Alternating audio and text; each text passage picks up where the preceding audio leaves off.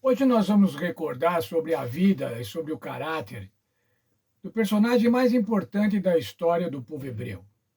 Vamos estudar sobre o patriarca Moisés. Como foi a vida de Moisés?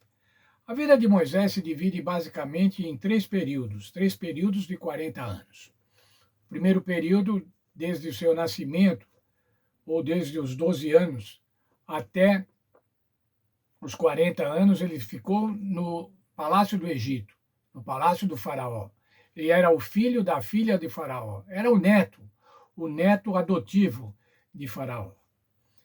Nesses anos ele teve uma educação esmerada nas ciências, educação militar.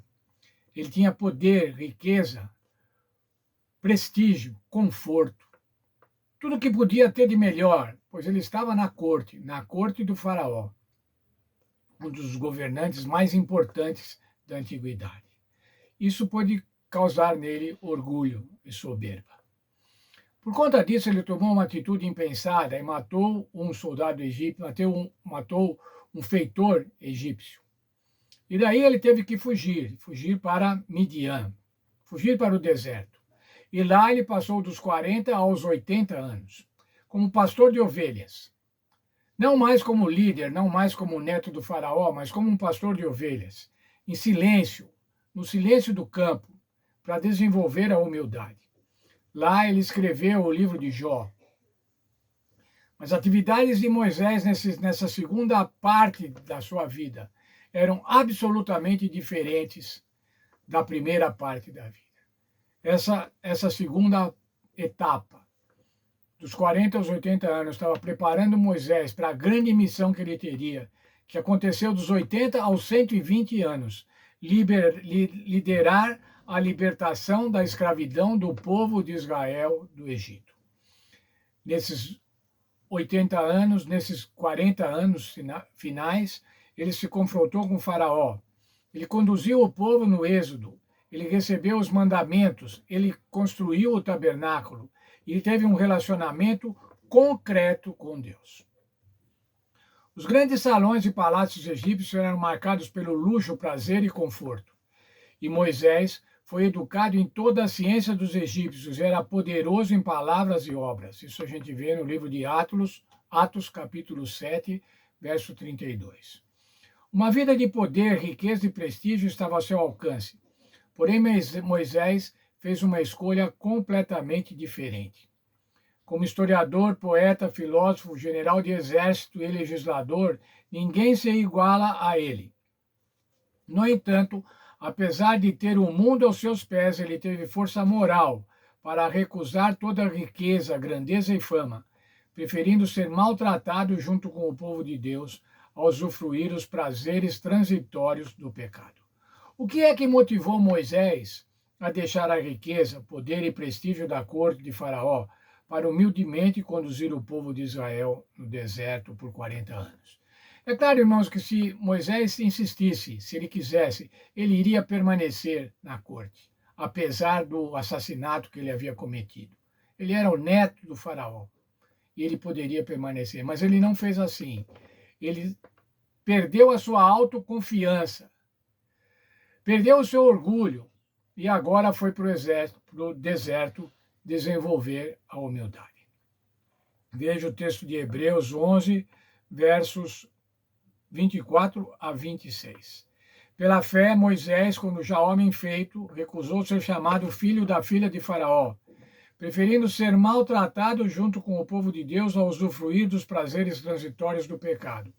Porquanto considerou a vergonha do Senhor Jesus Cristo por maiores riquezas do que os tesouros do Egito, porque contemplava o galardão. Moisés não estava agora contemplando as riquezas terrestres, mas ele estava contemplando o galardão futuro, a vida eterna.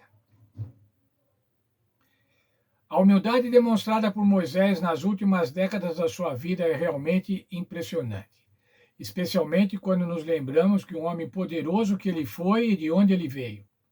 No entanto, por causa de um ato precipitado e pecaminoso, Moisés perdeu a autoconfiança e a independência. Ele teve como sala de aula as montanhas do deserto e, com o orgulho deixado de lado, foi moldado por Deus durante 40 anos. neste tempo, aprendeu tudo o que precisava para conduzir um povo escravizado junto à terra prometida. Diante da eternidade, o poder e as riquezas de uma possível vida no Egito perderam todo o brilho. Moisés foi chamado por Deus de maneira muito clara e decidiu aceitar o chamado. O que é que Moisés aprendeu no deserto, irmãos? No exército não havia o que aprender. No exército havia que ficar contemplando. No exército, no deserto, ele devia cuidar das ovelhas. O que ele poderia aprender sobre liderança ao cuidar das ovelhas? Na verdade, irmãos, Moisés estava aprendendo humildade. Moisés estava desenvolvendo a paciência. Veja o verso de Números 12, verso 3. Moisés era um homem muito manso, o mais manso de qualquer outro sobre a terra. Moisés, um dos maiores profetas e líderes da Bíblia, é lembrado por sua humildade e mansidão. Era a humildade e mansidão que o Senhor precisava que Moisés tivesse para liderar o seu povo. Há um evento do Velho Testamento com o povo de Deus que mostra a humildade e o despojamento de Moisés. A prova da humildade e da sua lealdade com o povo hebreu. Esse evento está no livro de Êxodo, no capítulo 32.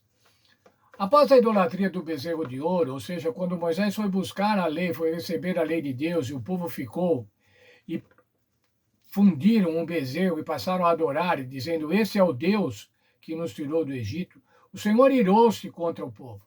E o Senhor pretendia destruir esse povo e fazer de Moisés agora uma nova nação, uma nação santa, separada, não mais dos descendentes de Abraão, mas dos descendentes de Moisés. Que privilégio tornar-se pai da nação escolhida, substituir Abraão. Ao invés de se orgulhar e aceitar a proposta divina, o que fez Moisés? Moisés podia se orgulhar: veja, o Senhor me escolheu. O Senhor me escolheu para que eu seja o pai da nação. Ele podia se orgulhar, ter um orgulho santo. Não seria esse um orgulho santo, ter sido escolhido por Deus? Mas qual foi a atitude de Moisés? Intercedeu pelo povo junto ao Senhor, lembrando da aliança e das promessas feitas a Abraão, Isaque e Jacó. O Senhor falou: eu vou fazer de você uma nova nação. Moisés falou assim: não, por favor, se lembre da aliança feita com Abraão, Isaque e Jacó. É esse o teu povo, é esse que deve continuar sendo o teu povo. E dessa maneira, ele deixou de ser o chefe de uma nova nação, o pai de uma nova nação, para cuidar do povo de Israel. Êxodo 32, 14. Então o Senhor Deus mudou de ideia e não fez cair sobre o seu povo a desgraça que havia prometido. Moisés não buscou os seus interesses próprios, não buscou o seu orgulho, porém humildemente intercedeu e salvou o povo de Israel da ira divina. Qual teria sido a minha atitude, irmão, se eu estivesse na condição de Moisés? Qual teria sido a sua atitude? Pense bem. O Senhor falar para você assim: olha, eu vou fazer de você uma nova nação, uma nação santa. Você vai ser o pai de uma nação santa. Veja, irmãos, muito provavelmente nós iríamos nos orgulhar. Veja, o Senhor me escolheu. Como eu sou bom, o Senhor me escolheu. E agora, então, íamos consentir com a destruição do povo da promessa. Qual teria sido a nossa atitude? Pensemos, irmãos, nas atitudes, nas oportunidades espirituais que Moisés teve para se orgulhar, para manifestar um orgulho santo, um orgulho piedoso. Vamos pensar de alguns dos eventos da vida de Moisés. Quando ele foi escolhido por Deus na sarça ardente, ele podia se envaidecer, se achar: o Senhor me escolheu. Quando ele comandou as pragas do Egito, quando ele argumentou com o faraó, quando ele obteve a libertação do povo, e era Deus que estava fazendo tudo isso, e ele reconhecia dessa maneira, por isso ele não se envaidecia. Quando atravessou com o povo o Mar Vermelho, quando ofereceu ao povo o maná vindo do céu, nos seus vários encontros com Deus, ele podia se envaidecer. A Bíblia mostra que quando ele desceu da montanha, o seu rosto resplandecia e ele nem sabia. ele podia se envaidecer. Ele podia se envaidecer quando recebeu os 10 mandamentos do Senhor Deus. Ele podia se envaidecer quando foi dada a ele a tarefa de edificar o tabernáculo. Quantas maneiras! Mas o que aconteceu com Moisés, o que vemos na Bíblia, ele era o mais humilde. Moisés era um homem muito manso, mais que qualquer outro sobre a terra. Por que ele era humilde? Apesar de tantas oportunidades para se envaidecer. Porque ele reconhecia que tudo o que ele fazia, tudo que era feito por ele, na verdade era feito por Deus. Ele reconhecia a liderança divina e se colocava de forma humilde. Por isso que ele podia ser humilde, o mais manso sobre a terra, porque ele conhecia o poder de Deus. Ele se relacionava com Deus, como falamos ontem, conhecia ao Senhor Deus. E dessa forma não se envaidecia, mas se colocava humildemente como servo do Senhor Deus. Da mesma forma que nós devemos fazer, nos colocarmos como servo, sempre nos colocarmos como servo do Senhor Deus.